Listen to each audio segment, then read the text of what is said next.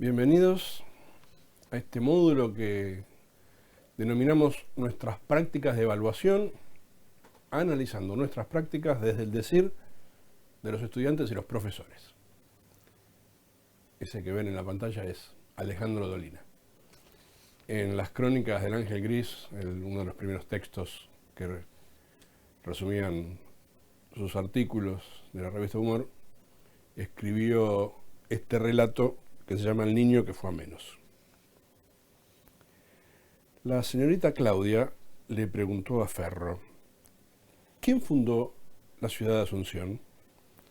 Ferro lo ignora y lo confiesa. La maestra intenta por otros rumbos. ¿Tissot? No sé, señorita. ¿Rossi? Silencio. El ambiente se pone pesado porque quizás la señorita Claudia enseñó aquello el día anterior. Maldonado, nada. Claudia frunce el ceño y ensaya algunos reproches generales. Fresa, el Tano Fresa, lo sabe de algún modo misterioso. Es extraño el camino que siguen las nociones, suelen alojarse donde menos se lo piensa. Núñez, López, Dalasta, tampoco. Fresa espera, Sobrador sin levantar la mano. Cosa de manchorejas, piensa. La señorita Claudia se dirige a las niñas y pronuncia el nombre amado. Fresa está muy lejos para soplar y la morocha que no enloquece no puede contestar.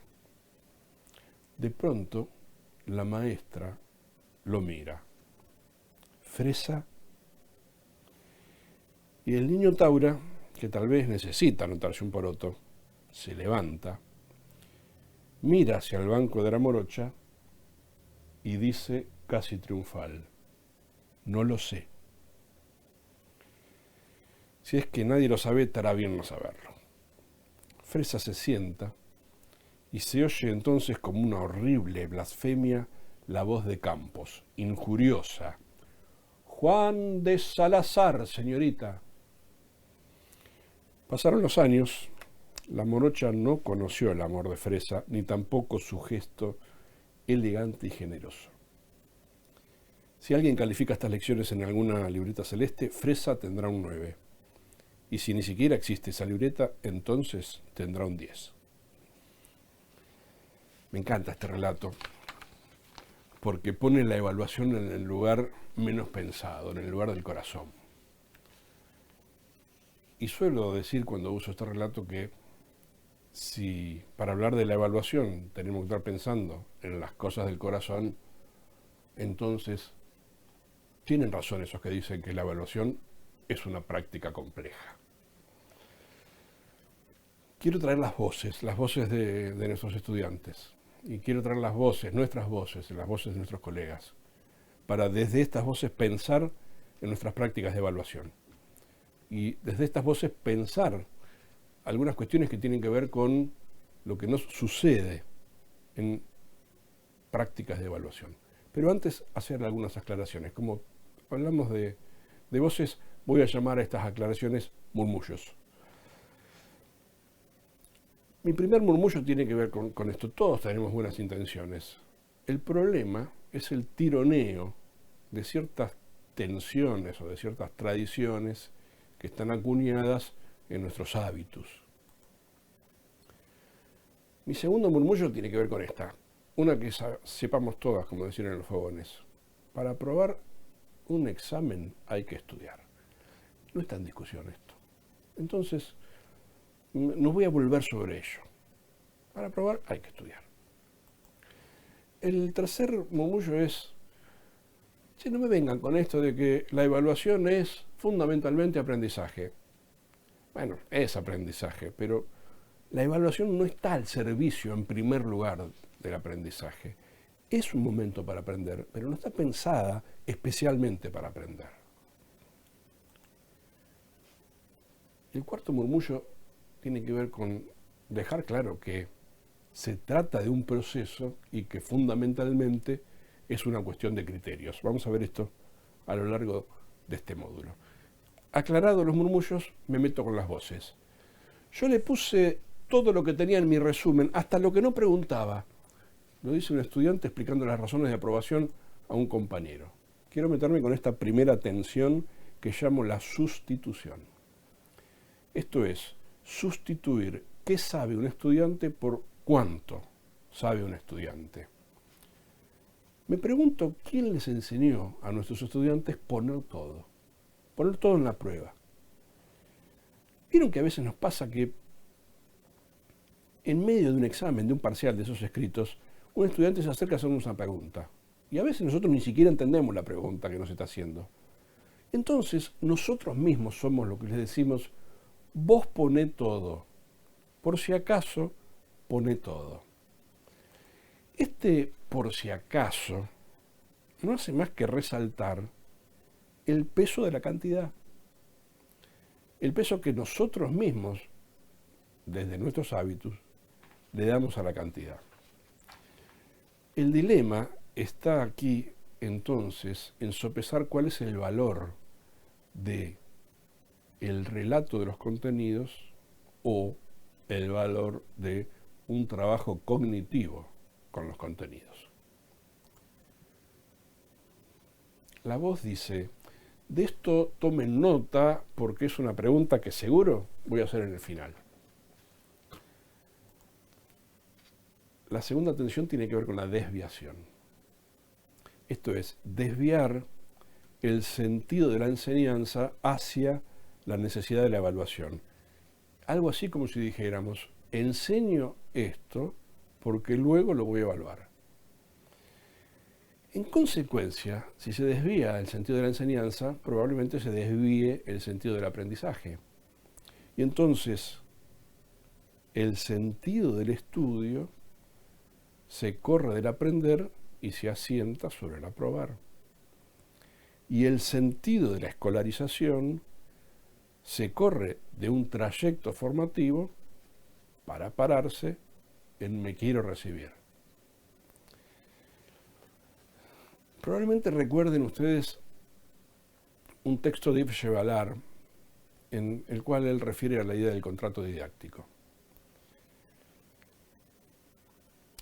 El texto es una conferencia, en verdad, que él dio en una facultad de Francia. Chevalard la comienza relatando una investigación que se hizo en Francia. En esa investigación, un grupo de matemáticos, de investigadores matemáticos, le presentaron a alumnos de los primeros cursos de la escuela primaria, lo que sería para nosotros el primer y segundo grado, problemas absurdos. Al estilo de, en un barco hay 15 cabras y 18 ovejas, ¿qué edad tiene el capitán? Con esa misma lógica, los investigadores presentaron a los alumnos varios problemas. En tu bolsillo derecho tenés 4 caramelos, en tu bolsillo izquierdo 5, ¿qué edad tenés vos? En el aula hay 4 filas de 5 bancos, ¿qué edad tiene la maestra? El resultado que obtuvieron los investigadores es que algo así como más del 80% de los nenes del primer y segundo curso daban respuesta al problema absurdo. Y en consecuencia, su conclusión fue, revisemos la enseñanza de la matemática porque nuestros estudiantes no piensan, dan respuestas a problemas absurdos. Chevalard en la conferencia lo que hace es tomar esta investigación y tomar esta conclusión para decir, ¿me permiten? Quiero interpretar el resultado de la investigación desde otro lugar. Quiero interpretar que los pibes de primer y segundo grado que dan respuestas absurdas no es que no piensan, sino que piensan con la lógica del contrato didáctico. Y en consecuencia, es que ponen en juego un tipo de pensamiento, pero no un tipo de pensamiento matemático, sino un tipo de pensamiento propio de la escuela. Ese tipo de pensamiento, propio del contrato, como lo llama, daría cuenta que si en la escuela me presentan un problema, me corresponde responderlo. Para responder un problema que plantea la escuela, corresponde que haga uso de los valores que se me presentan en un problema. A lo sumo, Lo que tengo que poder decidir es qué tipo de operación matemática tengo que realizar con esos valores. Y finalmente, que la validez del problema no es algo que me corresponda a mí como estudiante, sino que quien debe validar el problema es el maestro. Esta lógica del contrato didáctico supone entonces la posibilidad de que se dé una respuesta absurda. Traigo casi la anécdota de Chevalar para traerla al sentido de la desviación. Quiero decir que es muy probable que nuestros estudiantes hagan primar el aprobar por sobre el estudiar, porque esto es muy propio del contrato. Pero si nosotros además fortalecemos esa idea, no hacemos más que acuñar la lógica del contrato. A la escuela se viene a aprobar porque a la escuela se viene a ser sometido a prácticas de evaluación. Lo digo exagerado, pero no deja de ser una desviación. La tercera voz la dice un estudiante después de un parcial. Estudié como un nerd y ahora me sale con esto. La atención se trata de la disociación. Disociar evaluación de enseñanza. Esto es hacer de la evaluación y de la enseñanza procesos independientes. Se enseña proponiendo hacer algo, pero cuando evaluamos proponemos hacer algo diferente. A veces hasta, con muy buenas intenciones, nos agarra el virus de la innovación en el momento de la evaluación. Y seguramente han escuchado ustedes también anécdotas como esta que les voy a contar.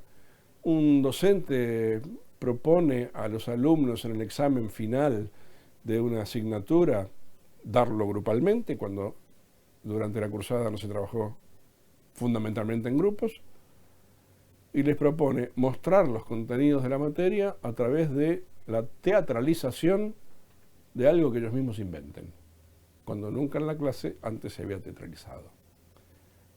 Nadie duda que tenemos buenas intenciones, se los decían en los murmullos iniciales.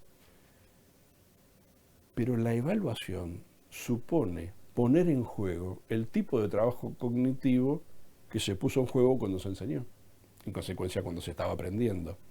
Disociar una cosa de otra casi que sonaría traicionero.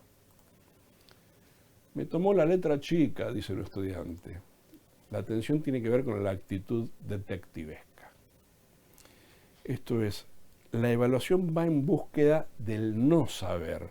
Algo así como si estuviéramos a la casa del asesino de los conceptos. Y entonces el examen se convierte en una especie de cazabobos o en un ping-pong de preguntas acerca de cuestiones desilvanadas entre sí, casi como un juicio oral. Es difícil. Es difícil construir la argumentación desde la oralidad cuando estoy hilvanando mi pensamiento y el profe me corta con una pregunta de otra naturaleza. Tengo que recomponer toda la estructura cognitiva para poder pensar cuál es la respuesta. Esa actitud detectivesca va en contra de las estructuras acopiadas en el aprendizaje y, en consecuencia, la imposibilidad de poder demostrar qué es lo que se ha aprendido. Desaprobó, decimos, para la próxima estudie más. La atención tiene que ver con la unicausalidad. La unicausalidad del fracaso. La única razón por la cual se desaprueba es porque no se estudió. Y entonces, una vez tomado un examen, todo sigue como si nada hubiera sucedido porque no hay nada que hacer si es que no estudió. Una especie de falsa continuidad y una expiación de la propia culpa ante el propio fracaso, si lo hubiera.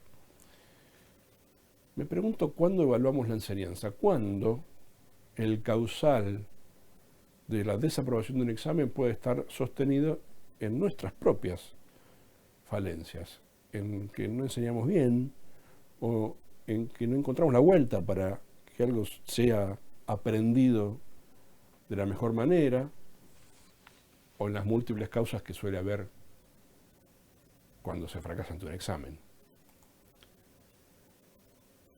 Las voces dicen, para sacar un 4 hay que responder correctamente el 70% de los ítems de la primera parte y el 75% de los ítems de la segunda. La tensión, la sexta es esta, tiene que ver con la mononorma. La mononorma, cada uno de nosotros construye su propia ingeniería de calificaciones y su propio sistema de criterios. Y entonces la norma es la norma propia, no hay norma institucional. No hay criterios unificados. A veces, ¿no escucharon a algún colega decir, esto de aprobar con 4 yo no estoy de acuerdo? Entonces, para mí, el 4 en una prueba es el 7. Y hacen una especie de tabla de equivalencias. No hacemos más que enloquecer a los alumnos con estas cuestiones. La norma debe ser consensuada. De hecho, por eso es una norma, porque regula a una generalidad. Y la norma comparte una serie de criterios desde los cuales se está calificando en todo caso. Criterios que pueden ser propios de las disciplinas, llamamos a estos criterios epistémicos, o criterios de incidencia, estos criterios que cuando decimos, bueno, si vienen en el formato adecuado, entonces suma un punto, o si no, por el contrario, si no viene en el formato adecuado, resta uno, o cuando hay mucha mala ortografía, resta uno. Estos criterios los llamo criterios de incidencia, porque suman o restan un punto. Pero estas cuestiones no son autodecididas, son consensuadas en el colectivo docente.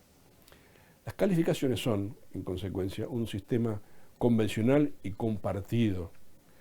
Y por lo tanto, esta equivalencia distorsionante que a veces nosotros mismos hacemos, de hacer que un 7 corresponda a un 4, que un 7 corresponda a un 6, no hace más que atentar contra la convención. Me saqué un 9, dice la voz. Y el otro dice, uy, a mí me puso un 2. Vieron, los 9 se sacan, pero los 2 se ponen. La atención tiene que ver con la anotación. La nota que no hace notar nada. Esto es la devolución de un examen escrito sin ningún tipo de señalamiento y solo una nota. La pregunta es, ¿cómo hacen los estudiantes para revisar sus errores si nosotros no los orientamos al respecto? Y entonces, la evaluación comienza con la tarea que asignamos y finaliza con la nota que colocamos, sin ningún tipo de intermediaciones. Evaluar, acreditar, calificar, corregir, devolver, todo ello en consecuencia se reduce solamente a poner notas. Las voces dicen, no entiendo lo que me pregunta. La atención tiene que ver con la tarea del examen. Las consignas que asignamos para resolver un examen, porque a veces aquí está la clave de los fracasos. Sucede a menudo que los estudiantes realmente no entienden lo que estamos preguntando. Digo que la tarea es pensar seriamente la tarea, porque muchas veces hasta los supuestos que están implícitos en las tareas los damos por sabidos. Por ahí estamos pidiendo en una tarea que relacionen tal cuestión, o analicen tal cuestión, o comparen tal cuestión, y solo nosotros podemos dar cuenta de qué significa relacionar, qué significa analizar y qué significa comparar, pero no nuestros estudiantes. O porque no hemos hecho ese tipo de trabajos cognitivos durante la cursada, o porque nunca hemos blanqueado el sentido que le asignamos a los verbos que refieren las tareas que proponemos en las evaluaciones. O a veces la tarea la hacemos y la construimos gramaticalmente tan intrincada que es casi un laberinto tratar de descifrar qué es lo que estamos pidiendo. Saber evaluar exige una actuación seria, formada, reflexiva, deliberada, intencional, sistemática y sobre todo que se pueda justificar, dice Trillo Alonso, un español. Miren la cantidad de adjetivos que le coloca a la práctica. Seria, formada, reflexiva, deliberada, intencional, sistemática y justificable. Susana Selman, de la Nacional de Entre Ríos, habitante de Paraná, ella dice, la mejora de los exámenes comienza mucho antes, cuando me pregunto, ¿qué enseño? ¿Por qué enseño esto y no otras cosas? Quizá allí esté la clave. Las tareas que asignamos empiezan a tener sentido también cuando nosotros mismos nos preguntamos por qué estoy enseñando esto. Y cuando nosotros mismos nos preguntamos por qué estoy evaluando esto y qué quiero evaluar de esto. Las voces dicen, yo no le pedí que explique los procesos, sino que los relaciones. Un docente justificando por qué está mal una respuesta en un parcial. La atención tiene que ver con la anterior, son los presupuestos. Los presupuestos son los propios que tenemos de partida respecto a lo que los estudiantes ya deben saber. Algo así como que sentarse en un banco de la educación superior supone de por sí el dominio de cierto tipo de trabajo cognitivo que nadie tiene que explicar. Entonces, la pregunta es, ¿quién enseña el tipo de trabajo cognitivo propio de un campo disciplinar? Y entonces, allí empezamos a pensar que necesitamos poner actividades compensatorias porque estos alumnos ni siquiera son capaces de resolver la actividad básica y mucho menos específico algo que les propongamos en relación a una unidad curricular. Los presupuestos de partida. Solemos quejarnos de que nuestros estudiantes tienen, sobre todo los del ingreso, algunas dificultades para leer. La pregunta es la misma. ¿Quién enseña a leer académicamente? ¿Quién enseña a decodificar el intrincado texto académico, que tiene un lenguaje elaborado bastante ajeno a el común de los mortales? Lo mismo pasa con la evaluación. ¿Quién enseña a los estudiantes a resolver los trabajos cognitivos que todos suponemos que ya deben estar poseídos? Y no están, y todos sabemos que no están. Las voces dicen, toma un choice porque así no hay discusiones. Cada pregunta está bien o está mal y a otra cosa.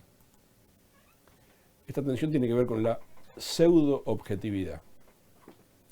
La pseudo-objetividad de los choice y la justificación del instrumento evaluador.